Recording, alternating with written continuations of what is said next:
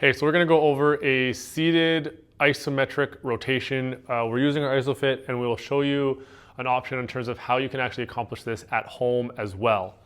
So I do have a strap. You can use a rope, but ultimately we do want something that is solid, so not using a resistance band. We want to make sure that it is a solid strap, rope, etc. I've got it looped around our center bar here. If you're at home, looping it around a railing like in behind us here, or a doorknob, or something that is just secure that's not going to come loose from. So right now I am rotating to my right, and I've got these pillars that are going to brace me to my left. So essentially, when I'm on the Isophit, my legs are actually going to push to the left just slightly, just to anchor my pelvis. I am going to hold this strap shoulder width apart out in front, and I'm going to try to rotate my upper body to the right side. And again, because this is an isometric, I'm not actually going to be changing position, but I can feel my obliques and coming into my back starting to work as I hold that position. Making sure that you're not pulling with the arms, but you're actually trying to rotate through the torso. So this is our first position.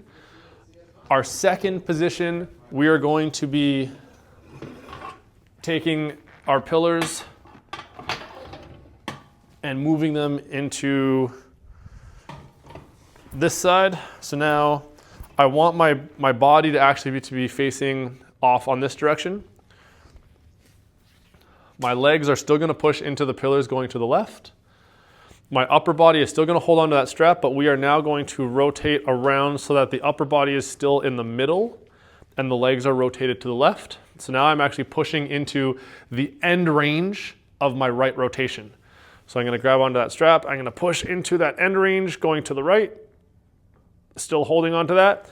And same scenario, we're going to feel that through the obliques coming into the back a little bit, but now we're just at that end point of that rotation. So that's going to be our second position. So third position, we're just going to move these pillars off to the other side. Same scenario where my legs are to the outside of the pillars. My legs are going to be pushing to that left side still. Again, my body is now facing towards this side. I'm going to grab my strap and I'm going to rotate my upper body to the left. And now I'm starting in a left rotated position, and I'm trying to rotate myself out of that position.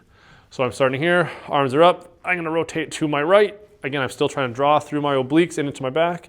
My legs are pushing to the left just to help anchor myself. And I'm just going to hold onto that position. So if you're at home doing these exercises, basically you're just going to sit in a regular chair. I'm on a stool, like a bit of a wheelie stool, so this will make it a little more challenging. But if you're just in a regular chair that's anchored into the floor, you're going to just adjust your body accordingly. So you're going to have your legs straight forwards for the neutral one. You can rotate off to the side for the end range to pull yourself out of that end range. And then you can rotate yourself to the other side to pull into the end range. And then while you're going through it, everything else stays the same. So we've got this strap, again, anchored to my center bar here. Arms are in front in my neutral position. I'm just going to rotate now to my left. If I want to rotate out of that end range, I'm going to have my legs facing off to the left a little bit. My upper body is going to be rotated to the middle, and I'm going to try to pull out of that position. And if I want to rotate into that end range on my left, my legs are going to be facing to the right. I'm going to rotate my upper body to the left side. I'm going to grab that strap, and I'm going to push into that end range on that left side. So those are three options in terms of how you can do them at home and using the Isophit if you're in the studio. Hope that helps.